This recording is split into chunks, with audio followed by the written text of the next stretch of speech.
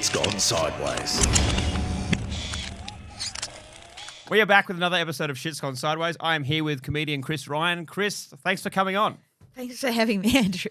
So we were just talking before we started recording about, what story are we going to go into today? And so, I mean, it sounds like many of us, we all have various parts of our lives where shit has gone sideways, right? Yeah. What are we going to talk about today? What stories? Oh. Where do we begin? All right. Well, I think you sort of knew that you asked me on here because you knew I had a story about motherhood. Yes. And that's probably where we're going to start. Great. Because, half my guests so far have been Men. well-covered ex-crims. And Actually, they don't have any stories of motherhood, right? So this is fantastic. Yes. Good. All right. So you're a mother of two. Mm-hmm. Yes. They're 19 and 17. Great. But so, and you raised, your family was in Canberra? Correct, yeah. Yes. And so, where do we want to start this story? Well, I don't know. I found by having kids of my own, that was when I started realising who I actually, where I came from and what my parents did and, and you start looking at your life a little bit differently when you have that different perspective, Yep. You, maybe you question a few more things. Maybe you wonder about the decisions and choices that perhaps your parents made versus what you would make now for your own kids, for example. Like my brother, I have a brother who's 7 years older than me, and he was sent to boarding school. Are you guys close? I love him dearly, but we just don't see each other because he's in Brizzy and I'm here. But growing up, him going to boarding school at the age of 12 in India, I grew up in India, I just thought that was normal, right? But then when I had kids of my own, I thought I'd never send my kids to boarding school because I just wouldn't want them away from me. Yeah. And so I guess that's just an example of the different perspective you get once, for me, I got once I had kids. Yeah. And I suppose as a woman, you're often, as you're raised to think motherhood is a natural thing and you should be really normal and good at it and everything will be fine, just do that. And so I suppose for me, when I did have kids, I was expecting it all to be easy and I couldn't believe how difficult it was. And I was probably the first among my friendship group to have kids. So I was on my own out there in the burbs. Yeah, right. You didn't have that safety network of someone else to brainstorm with. Are you experiencing this? Yeah, and they suggest you go in these mothers groups things. And Did you try that? I did. I went once. And How was it? I absolutely hated it. Why? Why? I don't know. It felt like a performance. It felt like everyone showed up with their perfect baby and their perfect routines, and everything was great. Exhausting and horrible. Even if they were all lovely human beings individually, I didn't realise until much later that I was in an absolute funk of postnatal depression. I just thought parenting was the hardest thing in the whole universe, and everyone else was better at it than I was. I didn't know that I was depressed. Yeah. And so the way I saw the world then was just like this nightmare of everyone's better than me, I'm rubbish at this, and why is this so hard? Why aren't I enjoying this more?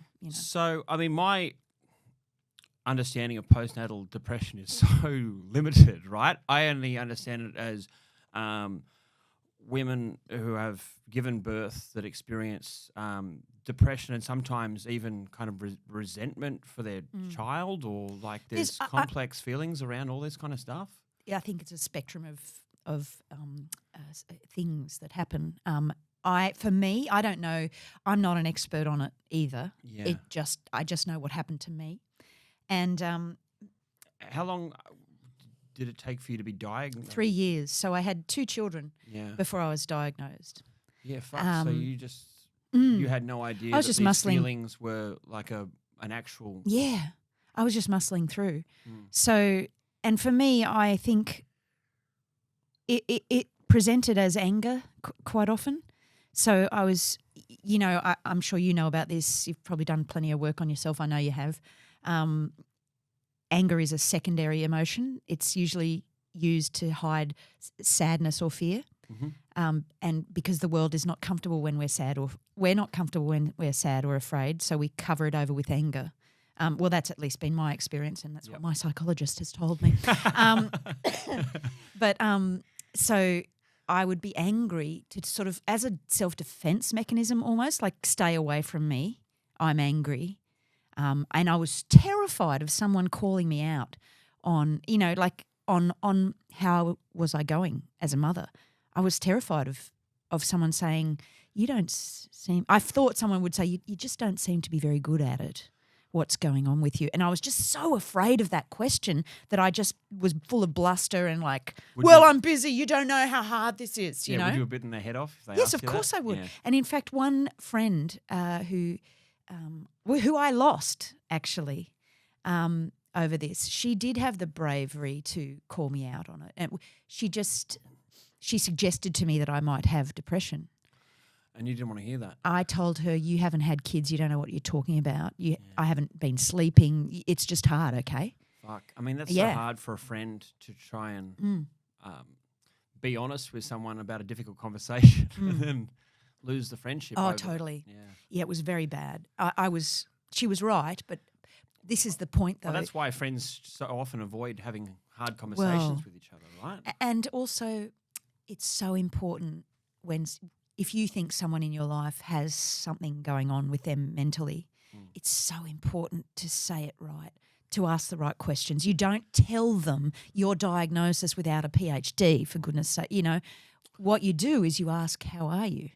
And, so for me, she did it all wrong. And even though her intention was good, her heart was the in delivery right place. was it ruined it for me, and it stopped me from, seeking help really probably for a while. Yeah. And it wasn't until my mother-in-law, who used to be a nurse and just a very patient and kind woman, very forgiving and a loving person and strong. It wasn't until she quietly asked me one day at her place over a cup of tea, like, are you okay? That I felt that I could say, no, I'm not, because I didn't feel like she was judging me. And she just went, have you got a good GP? And I went, yes. And she went, can you go and see him? And I went, yeah, I can do that. So those 3 questions really made the difference for me. Could you feel that there was a difference in the way you felt that it was post-natal, that it was like something that you didn't feel before you'd given birth to children, and now you're feeling it now? Yeah, so when I was pregnant with my first child, Bill, I was so happy. I was deliriously happy. It was probably one of the happiest times of my life. Yeah. I was so grateful that I fell pregnant as soon as I wanted to. I felt very lucky. It was exactly what I wanted. I had this whole vision of my life and I couldn't believe my luck, So, it was a distinct difference that was noticeable. And the sad part too is it does so much damage, not just to yourself, but to your relationship too. Like a partner in those circumstances doesn't understand what's happened to you either. And you can't articulate, but you've just changed so much, that they get lost too. So it's actually, excuse me, it's an extraordinary feat for any relationship or couple to go through having kids and experiencing postnatal depression in the family and to make it out the other side. I think that's just the most extraordinary thing, especially when there's very little knowledge about it. There's, as we just discussed, no one really wants to talk about it. We don't have the skills to talk about it. And maybe a lot of people don't even get help, How soon after you'd given birth to Bill was there a kind of specific moment that you noticed yourself feeling different? Oh, mate, it was almost immediate. Really? Yeah, like in the hospital I felt completely overwhelmed. But I just kept going, but this is just how it is. It's going to subside. This is just how it is. It's hard. Learning to breastfeed, that's hard. You staying up, not sleeping, that's hard. Of course you're going to feel bad. But when I got home after I stayed in the hospital for 5 days just to process and recover, I got home and my partner went back to work for a few days, and I was like, yeah, go back to it's fine. Like I'm an adult, I'm fine, you know. Of course I can handle it. It's just a kid. But I was so overwhelmed. I had a Really, visit. you didn't want him to go to work? No, I didn't. I didn't even know that I didn't want him to. I thought Yeah. that I should be able to cope. And I had a visitor. And for me, just the concept of getting up, dealing with the kid, making a cup of tea for a visitor, all of that just overwhelmed me. And I just couldn't believe I was so incapable suddenly, you know. It's actually freaky talking about this now. It's so long ago, but it's sort of, it makes me sad for myself, you know. It's crazy how like all those things are not big things, but when you're overwhelmed, they seem monumental. Yeah, yeah, yep.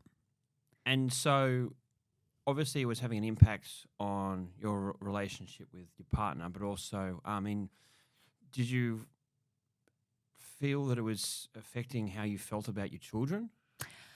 I was overwhelmed with love for my kids. I was lucky. I adored them. But I was so tired and lost. No, I didn't experience like any bad thoughts towards my kids or harm or anything like that.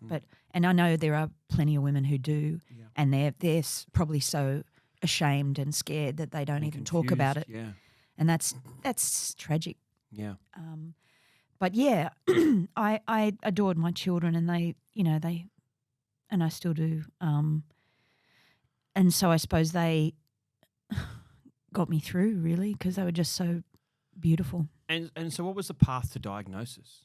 So yeah, my mother-in-law, just that conversation with her over tea, prompted me to book an appointment with my GP. Yeah. And I went in and saw him, and he was a brilliant man. He's retired now, but he was like a guru to me over the years. Yeah. He had like Eastern and Western medicine, and he just had a philosophy about him and a real way of seeing through people. He said, I see through, you into the person that you're hiding behind, like that's hiding behind you. Yeah. And he did. And I can't speak highly enough of those type of healers, really. He got me to do a little quiz that they get you to do to check on your mental health, and it was really easy. And he looked at the results, and he just looked at me and he said, I think you know what I'm going to say. And I said, I actually don't, because I felt crazy, you know. I mean, what kind of questions are they asking? Oh, they're just little things like, how often have you thought you have no hope, or how often have you felt so sad nothing will cheer you up, or these sorts of things. It's a mental health quiz that they get you to do. Excuse me. I mean, and I haven't finished. Sorry. And I did the quiz. He looked at me and he said, you've got postnatal depression. I think you've had it for 3 years. I've worried about you for so long. But if I had said anything to you, you would never have come back. I had to wait for you to come to me. And I'm so glad you have. He said, this is so easy to fix. We can fix this. Did it feel good to finally have a label on it? It was such a relief. I thought I was crazy. And so to hear that it's a diagnosable thing that has treatment made me feel so relieved. It was like a huge weight off my shoulders. And you're not alone. It's a common problem. Absolutely. And that's the whole thing about statistics, right? Yeah.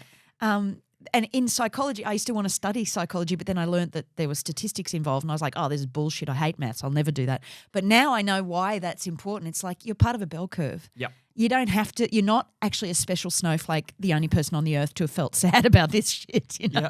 Yeah. My dad was in hospital recently, and one of the nurses said something about you actually got one of the most complicated cases in the hospital. And I was thinking, like, you'd rather hear you've got the most common one, right? You do. You want to be in the middle of that bell curve. You want to be in the lot with everyone else, I not know. the case where they're going, we're going to get some doctors in from interstate because I've got to look at this case. Totally. So, yeah, that must be a huge relief, because once there's a label on it, right, you go, okay, then there's actually something that can be done here. So what was the what was the conversation then with your partner when you were able to come home and say, this is the thing, I've got postnatal depression? Did that I think my whole family were relieved.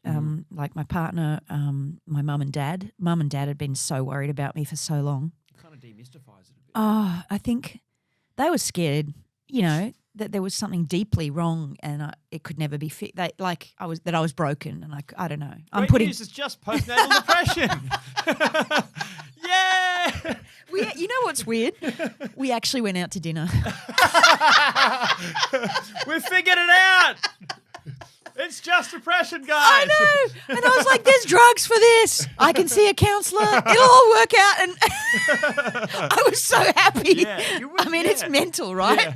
But it makes sense because you're like, we've figured out that there's a problem and there's a game plan to address it. I think that's what feels good.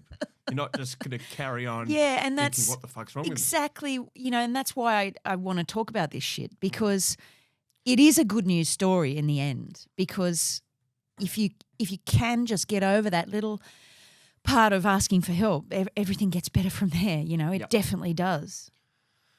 And so what was the treatment from there? There's medication. Yeah. So I went on some antidepressants and they just gave me distance from my life. I felt like, look, I didn't adore it, the feeling, but it did stop me from being angry. I felt like I was watching my life from a distance in a way. It gave me detachment a little bit, which while I don't really want that in my life now, that's not how I want to feel. And but then it just was a circuit breaker to stop me from the terrible feelings and the anger. And do you remember what the medication was called? I want to say Cipramil. Okay. Yeah.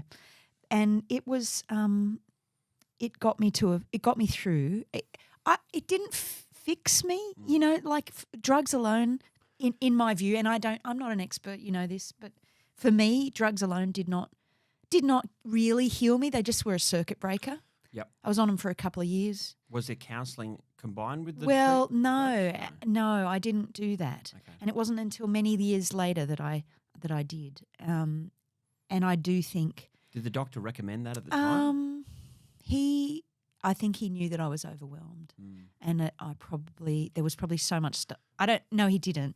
He said it was an option, and he gave me the option, but I just said, let's just do the drugs. Yep. I just want to, I want to hit this on the head, and I do think now that learning about yourself through psychology or whatever kind of work you do with someone that's professional at it is probably the most helpful thing for your whole life, not just for bad patches, but for your whole life. I found from times that I've had counselling, they're not miracle workers. They just ask you questions that you haven't, for one reason or another, asked yourself. Right? They just help you unpack your thoughts. Yeah. And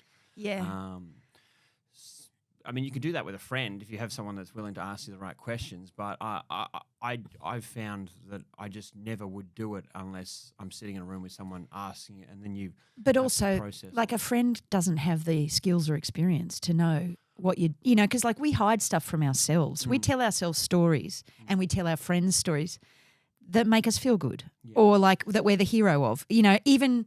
Sure. Even suffering stories are you've painted it so that there's the image I'm projecting to the world. Oh, look, I suffered, but now I'm great. Like psychologists see through that shit, and they're like, yeah, but have you thought about this? And that's a pattern that I've noticed, that you've got that pattern of behaviour from your childhood because you learnt to cope with this XYZ strategy.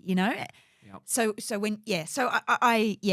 for me. I wouldn't say it's anything like talking to a friend. I had a school mentor who was like my housemaster, who was the only person when I was growing up that I ever had hard conversations with, because he'd ask me stuff like, are you working to the best of your ability? Like, what would you say your effort? Oh my out God, of 10 and shit like that. And I was sitting there like, fuck, this is uncomfortable.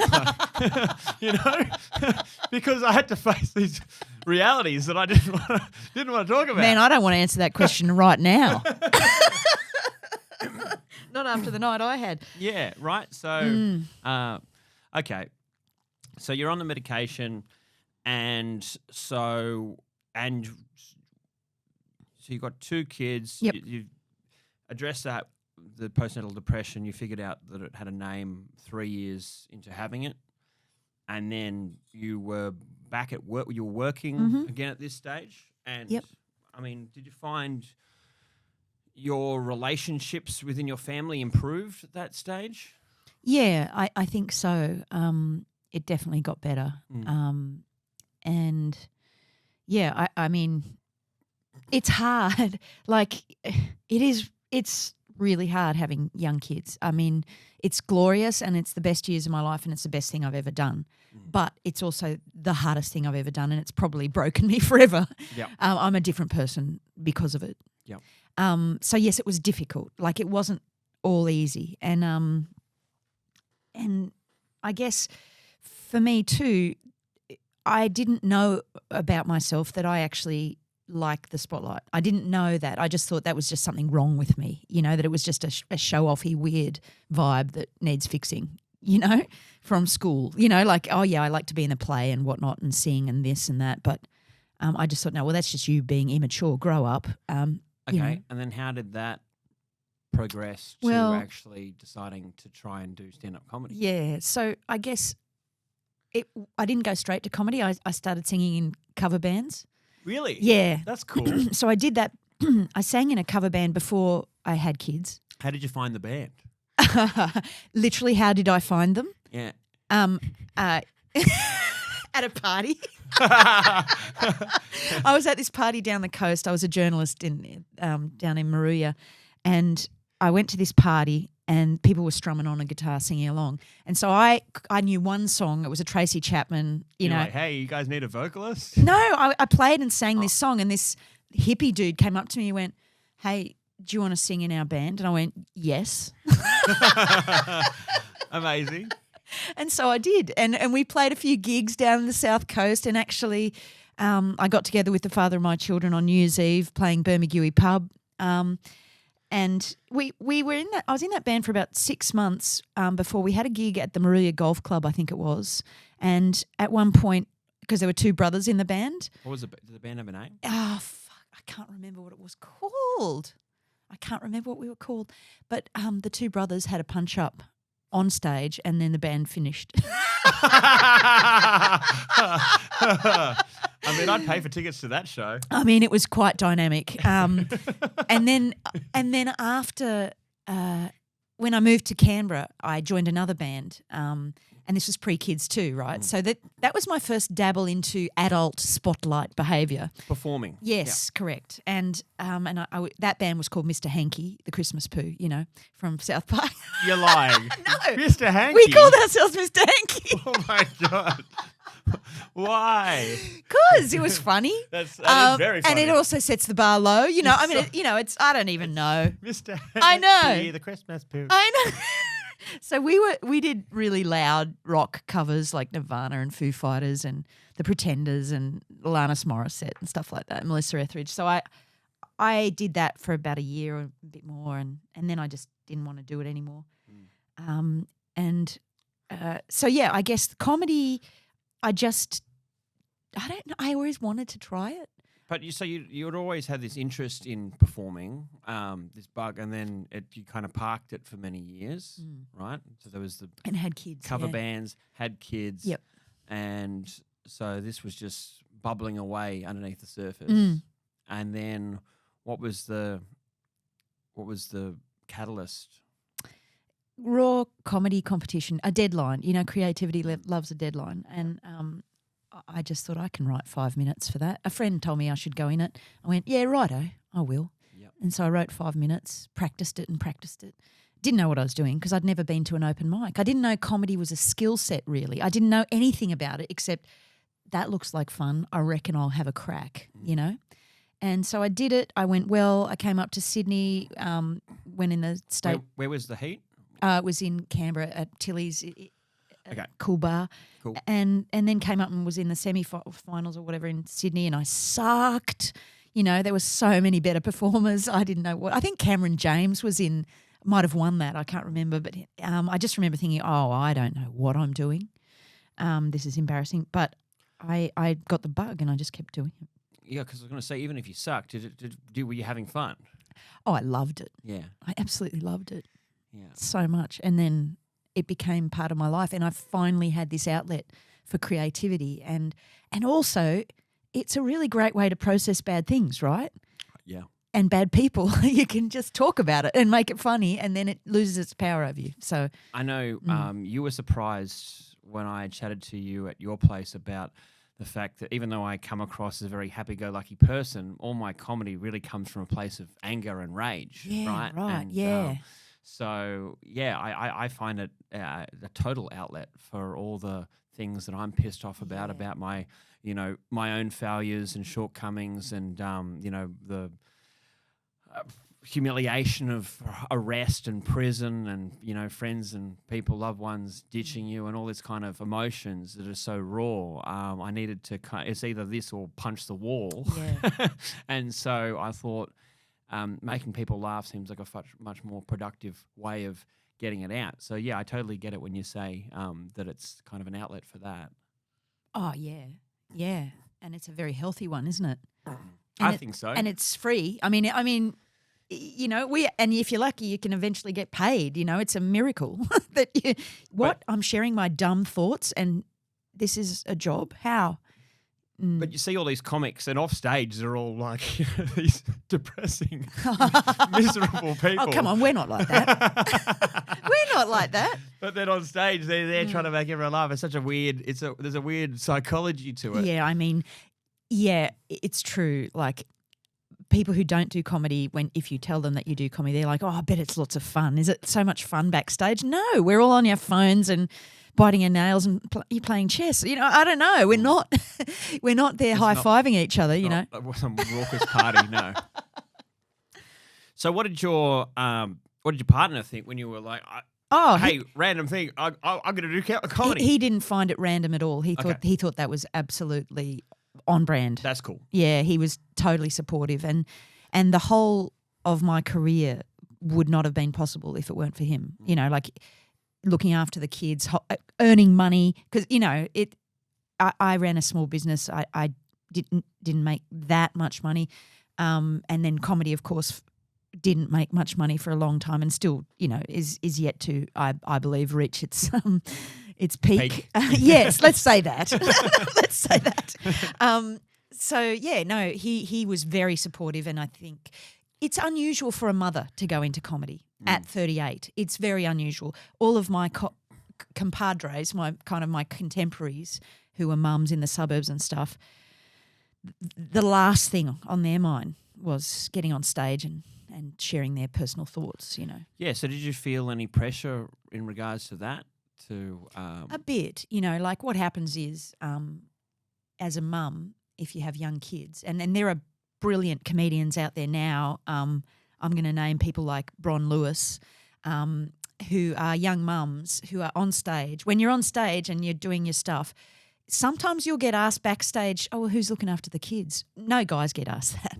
No guys get asked that. Still, it's 2023 now. Yep. That shit still happens. Yeah, that's interesting. You wouldn't. It sounds so obvious when you point it out. Yeah, but it doesn't. Yeah, there must be a million things that people can say that, which are just so casual, off the cuff, but it's actually like a fucked comment. Oh, it's actually pretty fucked. Yeah. It is. Yeah. So yeah, there's an expectation that you should be home looking after the kids, or that you're neglecting them by not being there, or that there's not another parent available to them who actually can do the same job. It's so amazing you can go on a 2-week tour of comedy, without having to be home for the kids. Isn't that amazing? Good on you. Good on you. Yeah, yeah. So it's a weird dynamic, but you cannot do it as a mother without a 100% supportive partner. Yep. And I imagine as your kids got older, did that make it easier? Yes. Yeah. Yeah. I mean, I found life easier as my kids could speak English, like. Makes sense. Yeah. Babies can make up whatever they like, and I couldn't understand, So, yeah, I found everything got easier as the kids were able to be their own people and talk to me and tell me what they need instead of, crying or whatever. Does the intensity of postnatal depression decrease over time? It did for me. Yeah. It did for me, yeah, very much. So do you still feel remnants of it now? Well, it's just depression, you know. Like I think and I am prone to depression and anxiety. That's just part of my DNA. Are you still medicated now? No, and I haven't been since way back then. And I guess I've come to it's been a huge, long process. I'm going to be turning 50 this year, and it's been a massive process of getting to know myself and accept myself with all of the things that I am, and to realise that I would probably never get rid of depression and anxiety. It's part of who I am, and I don't hate it either. I don't want to hate myself, like I've spent a lot of years doing that, and I won't do it anymore. And you have to retrain yourself to not do it, So you accept it, but how do you have tools in your toolkit for managing it? I guess I have awareness of it. That helps me the most. And so I can see, and it doesn't really hit me too much. But occasionally, I don't know why, something will trigger me, and I'll just I'll feel rejected or lonely or something, and I will just want to stay in bed or just in a darkened room and not see anyone for a while. And I'm a very gregarious person, so it's very out of character when I feel that way. But I do know that I can do. I've done enough work to know that I can just let myself not be outgoing, let myself be quiet, listen to music, do meditations, have cups of tea, cry. Crying is fucking great. Yeah. It is physiologically so helpful. It helps your body process sadness, and you feel better after you have a big, massive cry. I don't think you cry much, do you? I'm not a big crier. I knew you wouldn't be. Hardly any guy is. I don't know. I don't think guys have been shown that it's absolutely not only good, but it's essential to cry. And yeah, I think that's sad. Yeah, I think the only time I can remember crying in the last, when I was in prison, I wanted to cry, but I was like, this is not a place where you want to be seen crying, Well, I don't think the world is a place where a lot of men want to be seen crying. Particularly in a maximum security prison, you're like, I don't want to be showing any weakness.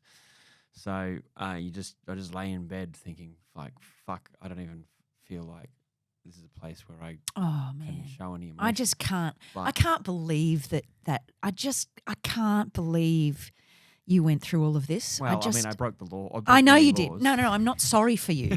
But what I mean is, because I've only met you this end of last year, and I've only met this you. I didn't meet the you that did all of those things, and I don't think we would have been friends. Yeah. And it's just so weird. Like, is it weird for you to hear that I was like that as a mum, or is it you would have expected that, I suppose? I wouldn't say I would have expected it, but it's a believable part of your journey, right? Yeah, whereas yours, it's unbelievable to me that you were like that, I was some fat, pasty white Coke dribbling down my nose, drug dealer. Oh, I just cannot believe it, mate. I just can't believe it. Yeah, well. I do, though. I believe you. I don't think this is all a ruse that you've just... Imagine this, like the biggest long game ever for comedy. It turns out he's never even been to prison. Wouldn't that be... I just convinced the Daily Mail to run a couple of articles. It was all for the comedy. What? He needed a point of difference, guys. He knows PR. Yeah. The only time I can remember crying was when I found out, my old cellmate had killed himself. When I got out, he'd committed suicide, and that hit me like I hit a ton of bricks. Because I felt like I hadn't been there for him. So that hurt a lot. But that's the only time I can remember crying in the last few years. I reckon you can still have a cry about that, mate. Yeah, if I've spent enough time thinking about it, I probably would. I try and use it as fuel, like a million other things, to just keep me going. So you're a very disciplined person, I've noticed. You're quite. You want to be fit. You want to be brown. You want to be summer body. But you're also very disciplined in your work approach. You've done this bloody podcast thing. You do gigs all the time. Has that jail time literally focused you so well on? I didn't like losing. I didn't like the lot. I felt like I felt like I was dead, you know? I Yeah. felt like my entire life was over. And I felt like I had achieved nothing in my life that was special or great. And so I just made the promise to myself that as soon as I got out, I would right that wrong. And so I did it in every way I could. I had to make. I was fat and depressed and pasty white. I thought, okay, well, I'm going to make sure that I'm fit and feeling and looking good, and I'm going to work on comedy because that's something that I had always been wanting to do, but I was too much of a pussy to try, and so I did that as soon as I could. I had to bring my mum along because I was still on bail, and I had to bring her along because I had a curfew, and so. And I felt like ever since I started doing the things that I should have done, the universe has been telling me that this is the right way to go. Yeah. And so, yeah, I mean, I still have moments where I feel down. I mean, I'm 36, broke and living with my parents, right? Yeah, I know you say that, but I'm happy. I know, I'm happy. I don't have a personal life or a dating life, but and the times when I have tried haven't gone too well of late. But you know, and so sometimes, the same way that you kind of are aware of the feelings when you feel down. I have times where I feel like eating some burgers or having a few beers or not exercising for a week because I just feel down. And I'm like, you know what, just ride that wave. Yeah. Because you got to forgive yourself, don't you? Ride that wave. Just there's a crest. Sometimes you just got to not put too much pressure on yourself. And then a week later, I'll absolutely hammer it in the training and bounce back. Yeah. But so I can't relate to the whole training business, but yes. You got to try.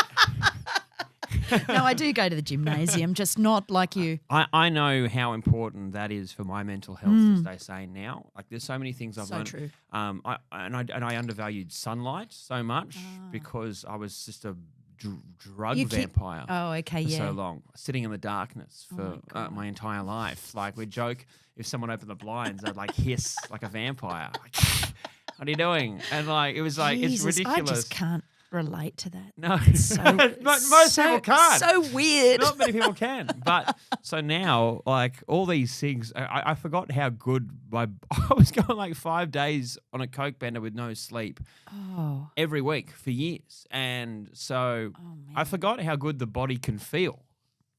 You know? Yeah. Like how good you can feel if you're looking after yourself. Yeah. I admire it enormously. I do. Because I don't have a lot of discipline.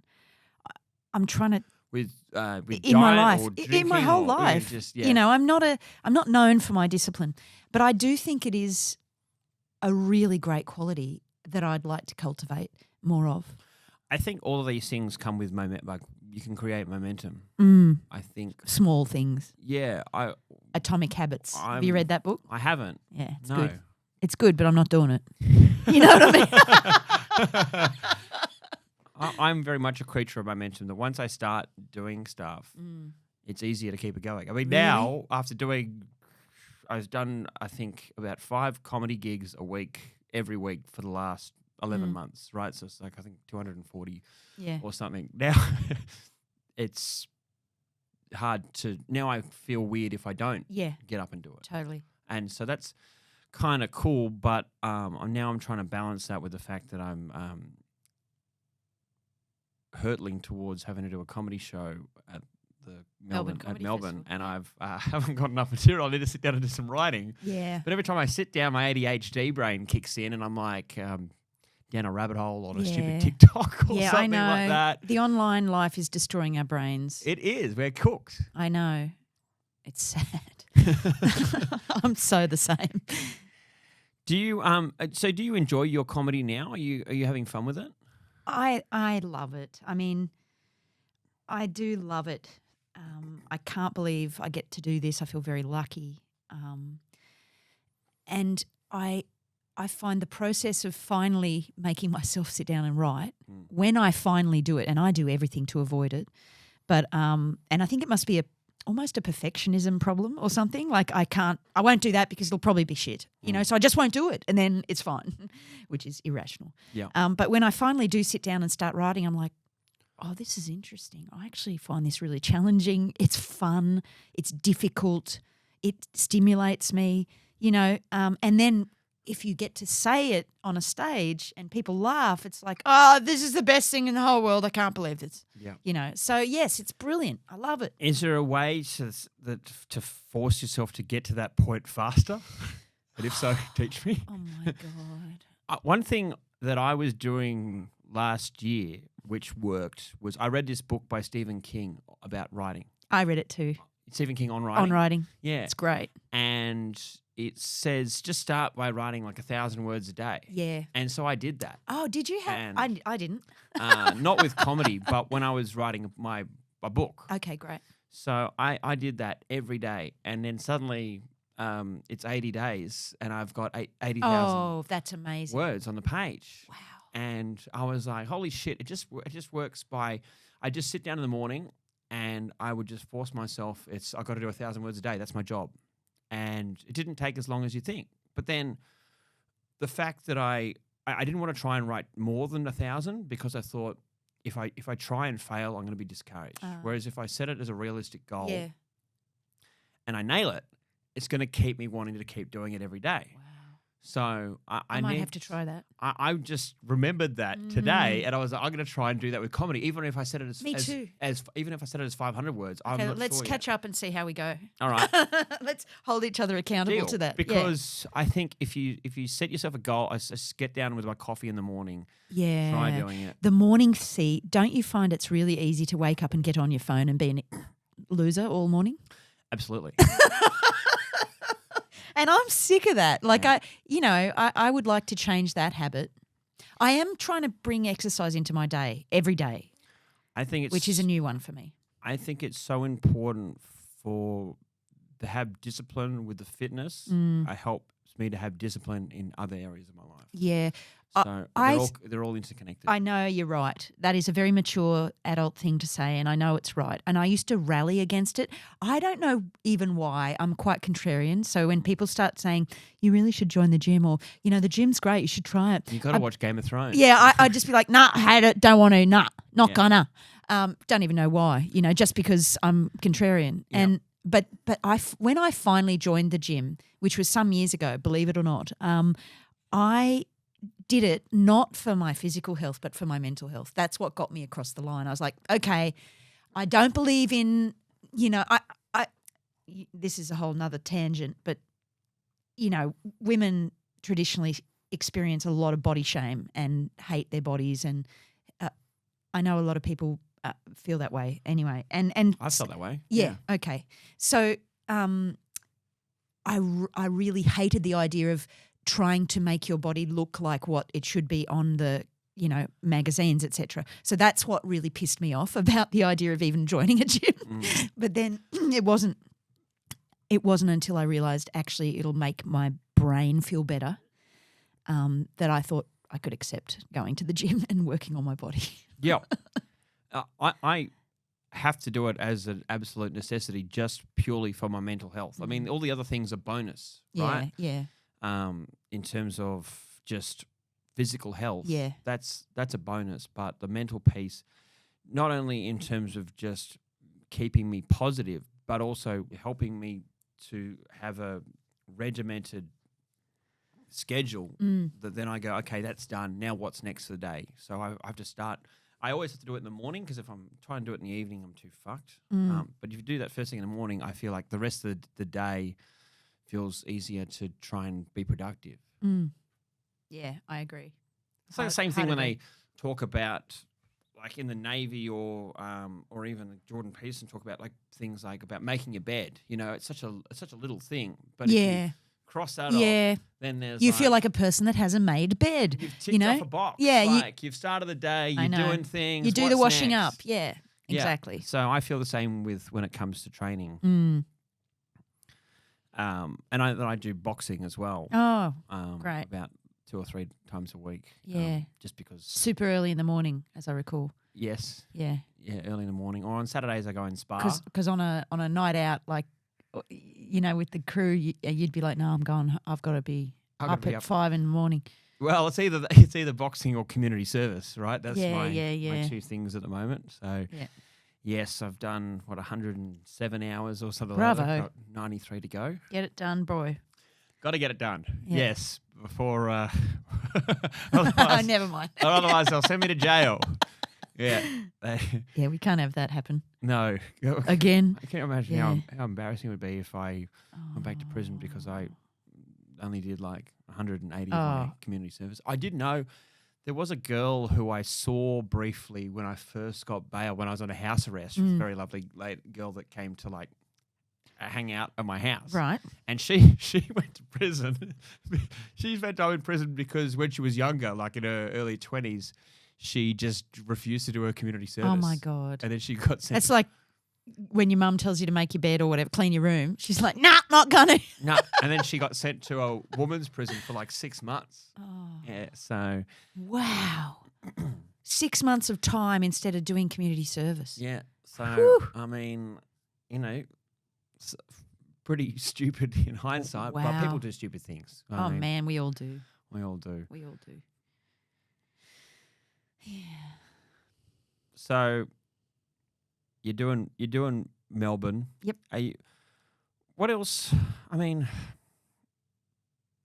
are there any things that you want to be doing that you're not doing right now?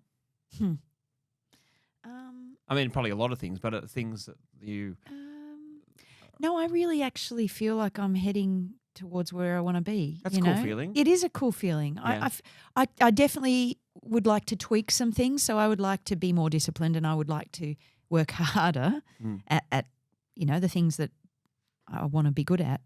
So probably just learning to spend my time more wisely on this earth. Yeah, that's probably what challenges me. Like, because I can get lost in the phone or in things that don't matter.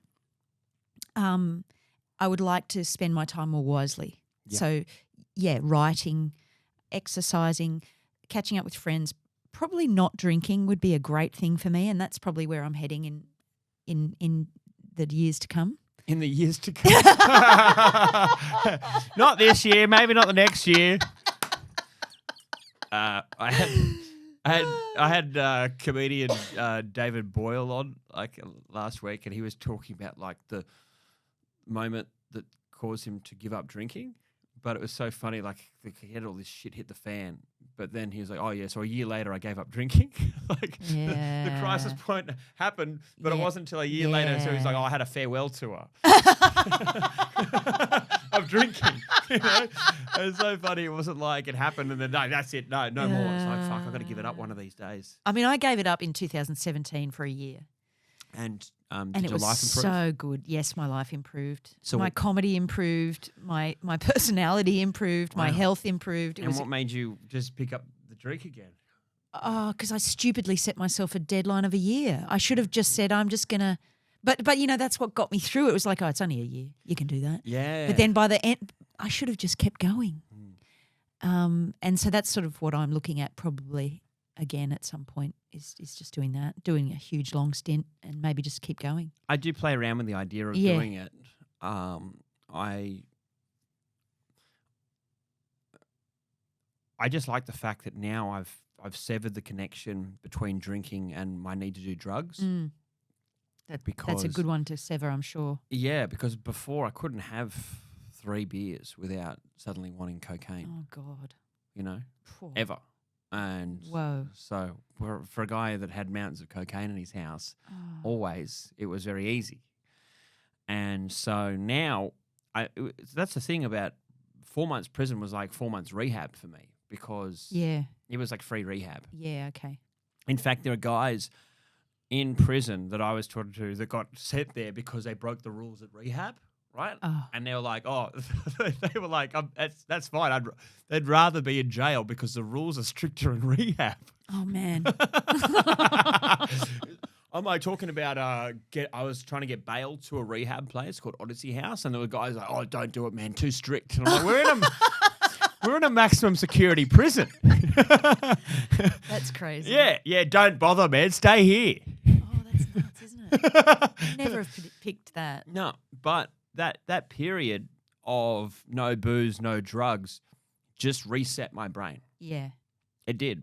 And so when I got out, it was so funny. When I first was able to move around on my own again, I went to a friend's birthday party, and afterwards we were supposed to go to another bar, but they had to stop off in the hotel room for a second. And next thing you know, there was like plates of cocaine everywhere, and all these people that knew me that I used to like shout heaps of cocaine were going, "Oh, mate, we owe you, like, let's fix you up, let's hook you up." And so we talk about this during my alcohol and drug counselling that I did via Zoom every week. We'd talk about triggers. And so there's people that have negative triggers, like if there's a relationship breakdown or a death in the family or those kinds of things would make you want to do drugs. I'm not so susceptible to that. I'm much more susceptible to positive triggers, good things happening, because I'm a party guy. I like to be the life of the party.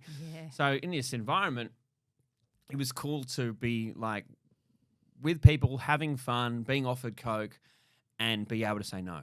Yeah. And that felt good. But I was like, holy shit, I hadn't realized that I was putting myself in quite of a dangerous situation until it happened. And perhaps in my back of my head, I should have seen it coming, but it wasn't until later that I was like, oh, fuck, I'm glad now that I've had that time away from it. There was another instance where I was chatting to a girl on a dating app, and she said something wild to me like, I want you to do cocaine off my tits. Oh, dear God almighty. I hope no one in my family is listening to this podcast. I've never spoken to someone who said these words out loud to me before. That's a positive trigger. We are so fucking different, Andrew. I have led a sheltered life. I was like, that's a positive trigger. That's such a nice, generous offer from a lady. Christ. But then I had to talk about it in alcohol drug counselling because everyone's like, what's been happening? I'm like, I've had some positive triggers, guys. Oh, my God. Yeah.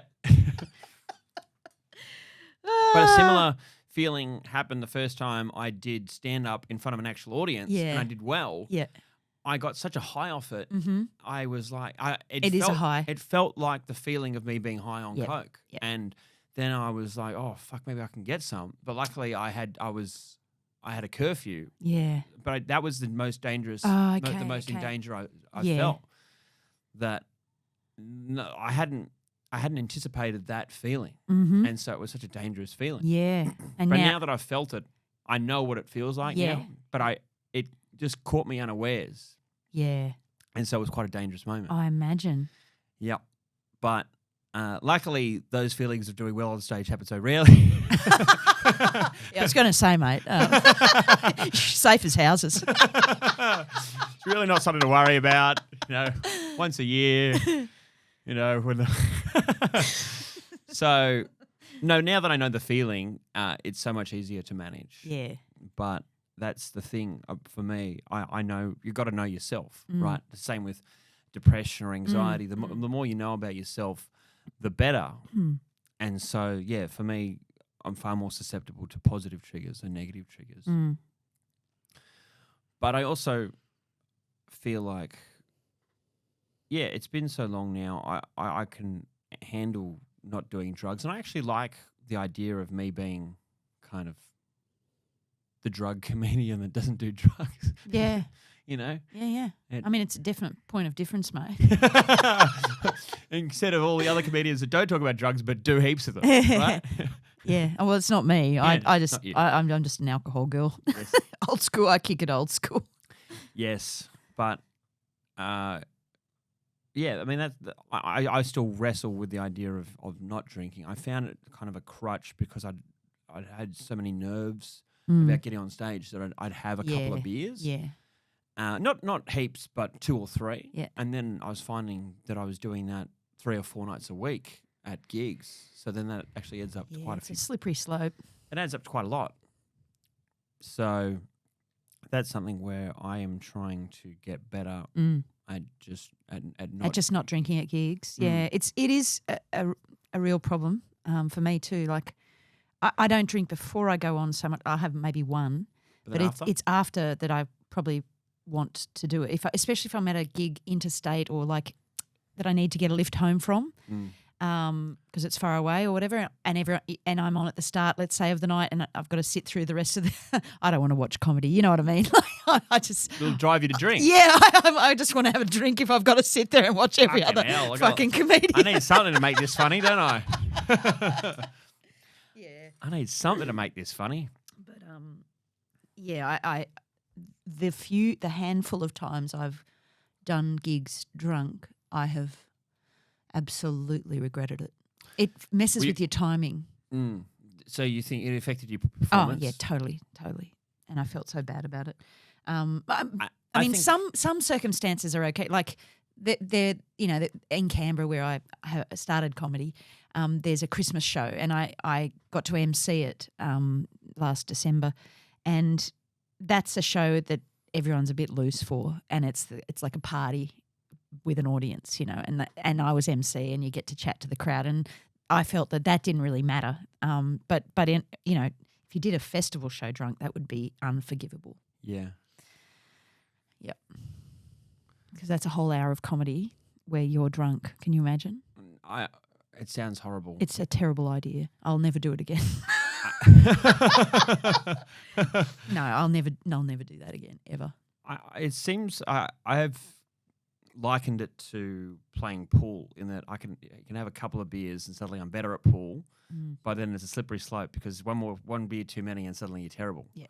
Whereas on stage I could have 2 beers and be great, and then one too many. I did a pissed a little while ago at a room, and It's terrible. I was dreadful. Yeah.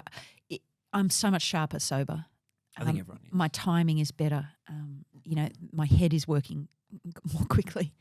As it The should. only one I know of who seems to be good when he's drunk is Doug Stanhope, I think, the American comedian. Mm-hmm.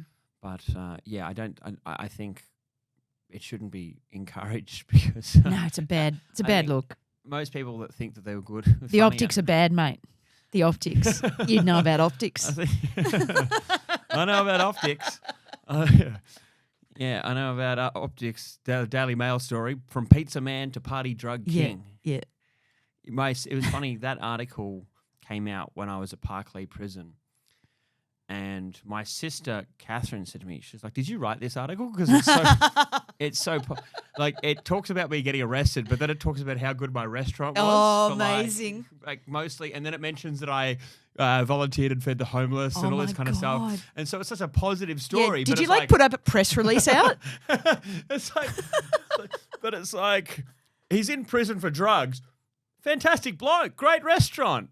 Feeds the homeless. Oh, my God. Just an insane article. Did the journo used to buy drugs from you? What? I don't know. But shout outs to Stephen Gibbs at the Daily Mail.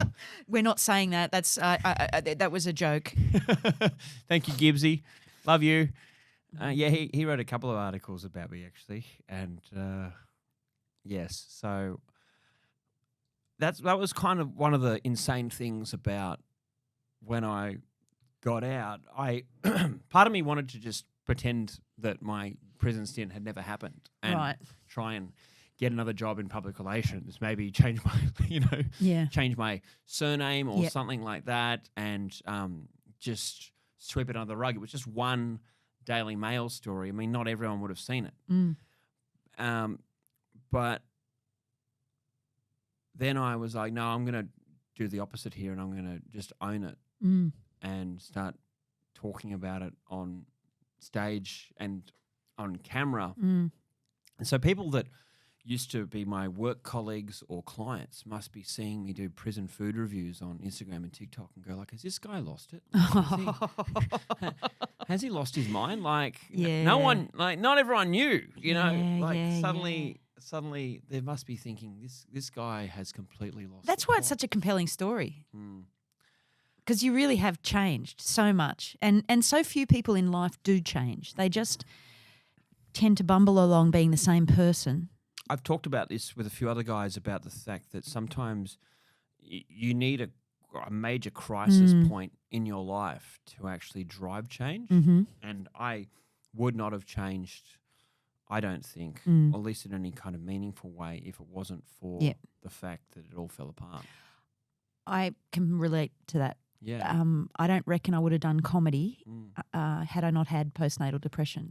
Yeah, okay. Because I probably wanted to do comedy when I was younger, but I felt like I had nothing to say. And it was true. I didn't. I had nothing to say because I noticed that comedy was about darkness and stuff like that. So I guess, in a strange roundabout way, the period of postnatal depression gave me impetus to, in the same way that you came out of jail and wanted to be the best person you can be and do all of the things that were on your bucket list, and comedy being at the top, the postnatal sort of propelled me into, I think it's good for me to be on stage. It's good for me. So you've never done jokes specifically about postnatal depression? I had a couple in a few shows ago, and they, yeah, I did. I had a couple, but I don't dwell on it because I'm so different now, and my children are grown up, and so it's more about just using that feeling as kind of as a fuel for material rather than it being the subject of the material. Right? Yeah, probably. I get that because I totally agree with you. I had always wanted to do comedy, but if I had tried when I was in my early 20s, I would have sucked. I had nothing to say. Mm-hmm. I would have been just some idiot. Well, there's a sea of doing wank jokes. Sea of people doing that, isn't there? I would have been some fucking druggo loser doing wank jokes, but it wasn't until I had it all fall apart that I felt like I had something to talk about. Yep. And so that's why I can't be too angry or bitter about like the whole path that I've gone down, because it got you here. Without it, I wouldn't have the happy life full of excitement and adventures that I have now, and great friends, and it's really brought me closer with my family. I think, particularly my parents. I feel like we see each other a lot more. Oh, that's now. great. I really, for quite a few years, I didn't realize like I was just such a shitty friend, lover, brother, son. I was just a rubbish person, and I feel lucky that I had this opportunity to have a very, very hard look in the mirror and realize that I was just such a turd of a bloke, but I could stop that. I totally know what you mean. You can stop being a shitty person. You absolutely can. And in fact, you can change quite quickly. You can, and not only that, I do. For me personally, it's your responsibility to, to yourself, if not anyone else. One thing which I think I got a lot of benefits out of prison, but one of them that I definitely stuck with me was just being a man of your word. Because if you tell someone that you're going to do something in prison and you don't follow through, it has very serious consequences. Yeah, right. And that's kind of stuck with me, that I if I say I'm going to do something now, I will do it. And that is a quality that I think is lost sometimes these days, particularly when it comes to, to ghosting and just dates or or anything, right? People say like, oh, I'm going to come, I'm going to do something, but then they don't follow through. Yep. And I hate that. Yeah. That quality, because it's so pervasive these days, that I try my absolute best to not do that. And also, I guess it's a separate piece, but also just when people invite me to things or there's opportunities, I try and take them with both hands, because I spent so long saying no to things because I just sat in my drug den being a piece of shit. Oh dear, I hate hearing you talk about yourself like that. I know well, it's all right. I know that you're talking about someone that virtually is dead now. You know, like that's not you anymore. But I still don't like hearing. I don't like hearing that kind of stuff. I don't know.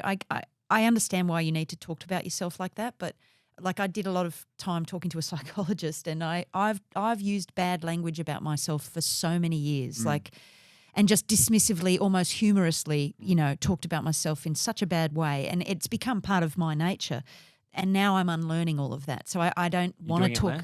I don't want to talk about myself like that. Like if I can't be kind to myself, how, like I'm the only one with me all the time. True. You know, I need to be kind to myself. I guess I can rationalize it because it's like it's compartmentalized from the Yeah. person I am now. Yeah.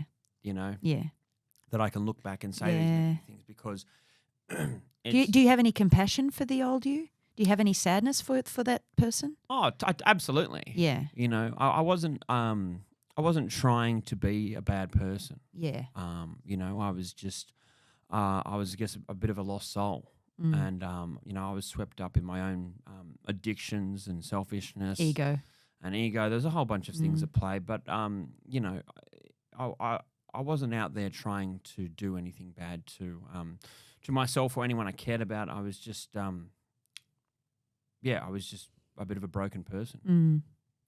So, yeah, I certainly do have compassion. I look back at, you know, how unhealthy I was, like photos of myself. And you can see, like I was I wasn't well inside or out.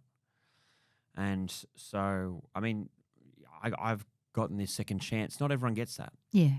A lot of people don't. Yep. And so I feel very, very lucky, and it's not lost on me. So I'm trying to seize that with two hands. So it's when I think about just all the shit that I'm doing, which I kind of have any.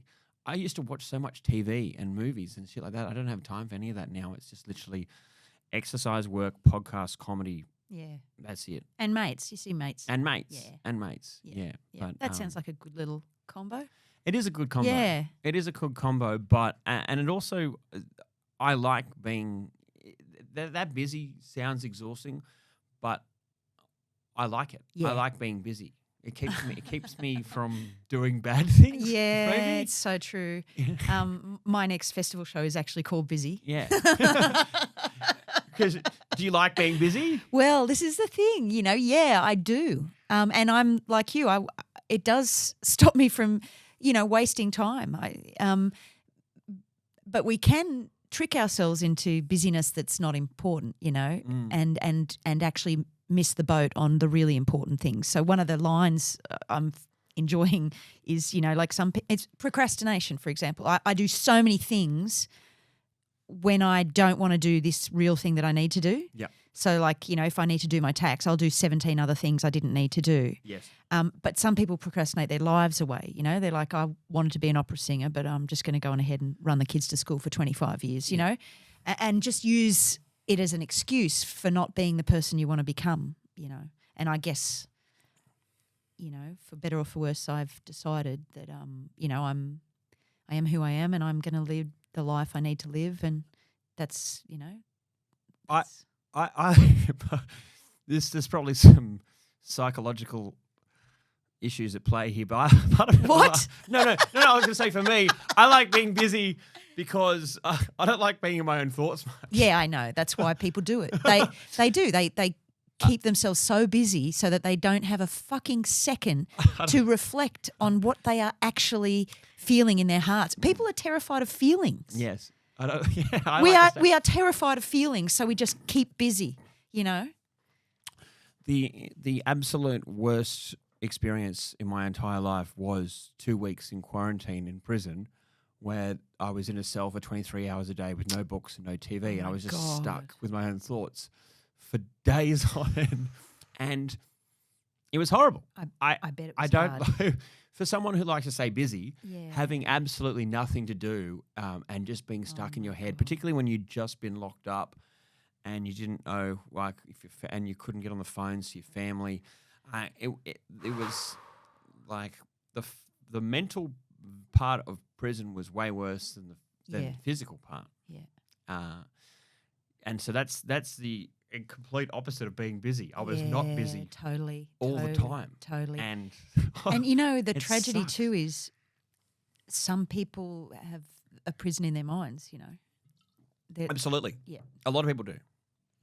There are so many people walking around in jobs or marriages or a million other things where they're not happy, but they create a mental barrier where they say, that can't be is my lot. changed. This is my lot in life. Yeah, I can't There's change it.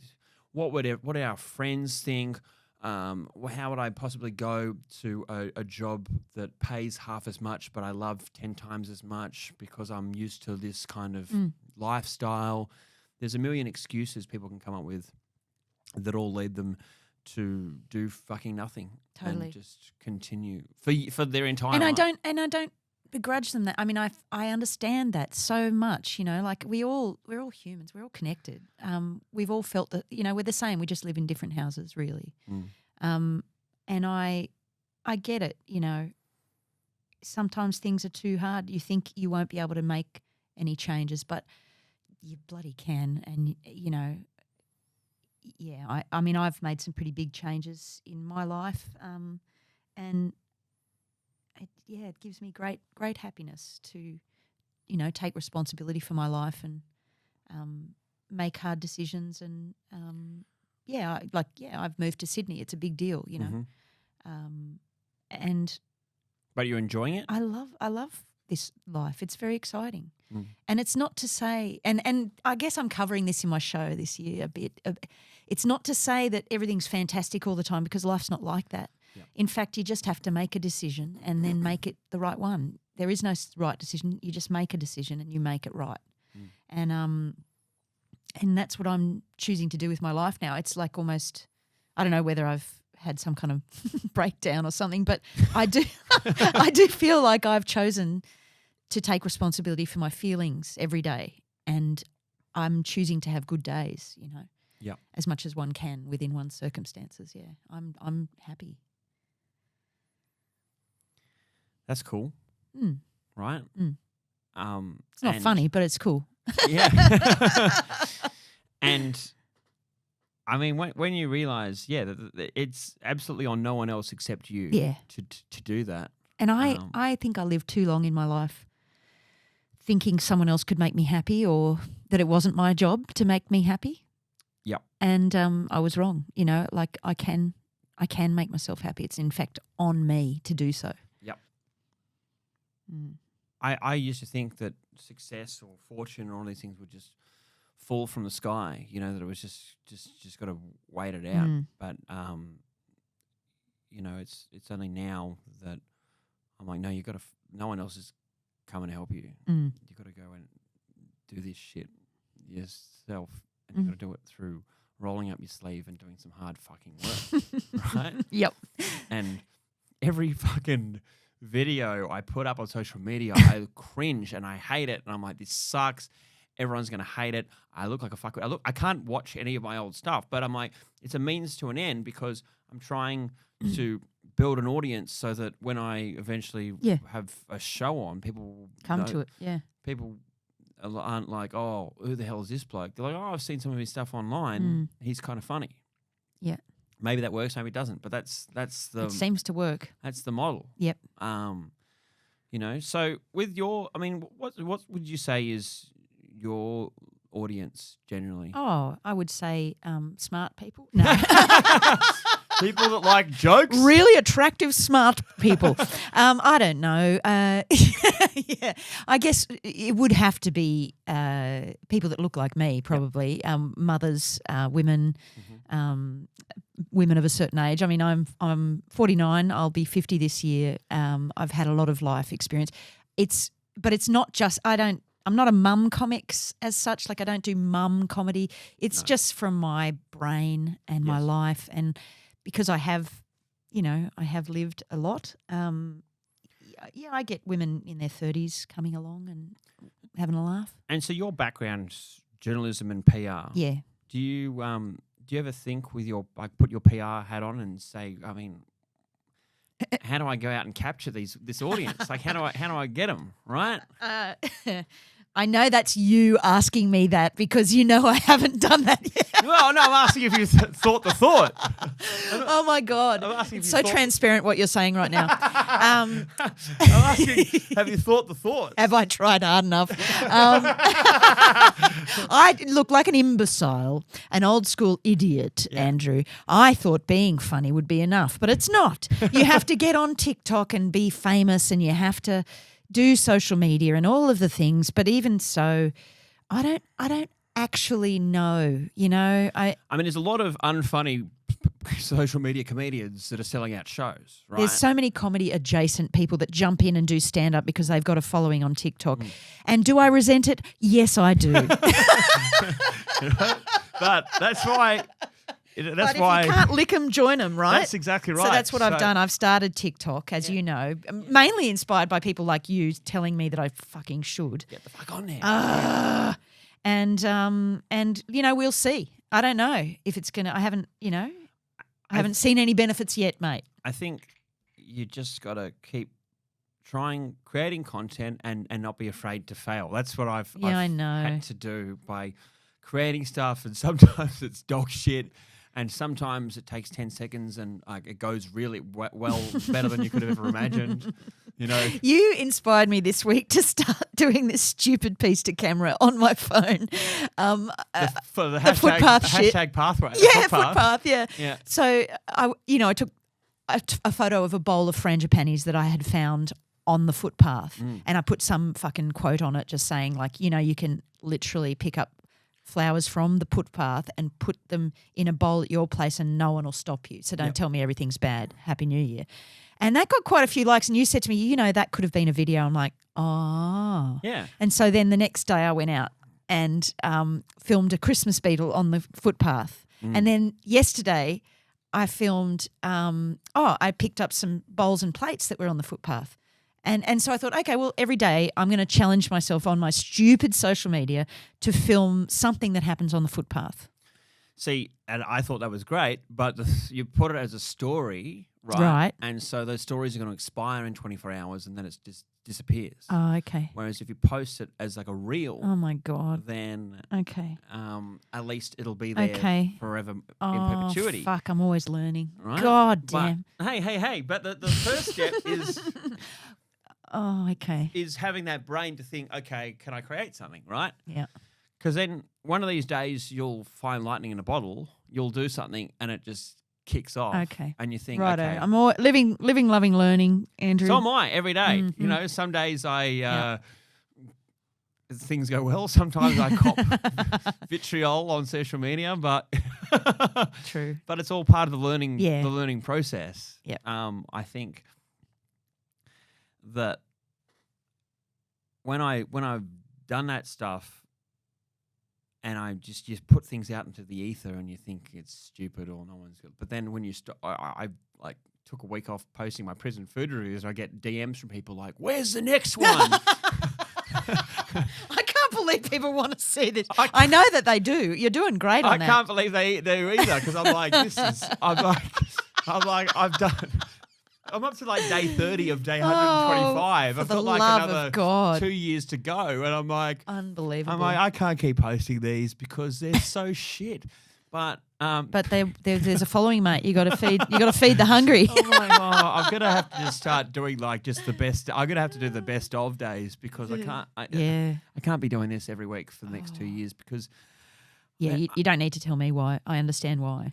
Yeah, I look at my stupid face doing it like, this is lunch review day 27. Oh my God. Roast beef sandwich. Not enough sauce. So stupid. I mean, the whole reason I did it was to keep my sanity in jail, right? Yeah, of course. So it was just something to do to keep my mind active, and it was like a fun thing for me to like sit there with my cellmate and be like, I'd score it and you go, oh mate, that's way too high, or like then we debate, we debate it, or like I look at him and he'd go like 7.2, and I'm like, I wrote 7.3, pretty close, So that's cool. That's a good backstory. It was fun to do, and I started it when I was in quarantine, when I literally had nothing to do, and my brain was going nuts. And I thought, what would be really funny is if I do food reviews of prison food, because it's such an absurd thing to score. But now it means it. So that's why it's valuable to me, because totally. It was just something when I needed something. Just to keep my mind active and positive, it was there for me. But I realised how silly it is. Yeah. But that was the whole point. Yeah, it's good. And then I had people... And you've stuck at it, and it's paying off. Yeah. I had to like send them in the post to my parents when I was like locked up. So then my dad would be reading it and he'd be like, "Oh, you sound like you had a good sandwich the other day." Amazing. Cool. Yeah, All right. great. I think we had a good convo. I think we had a good chat, mate. Yeah, It's well, good. Chris, thank you for coming in and sharing your story. My pleasure. Until next time, this has been Shit's Gone Sideways. Shit's Gone Sideways.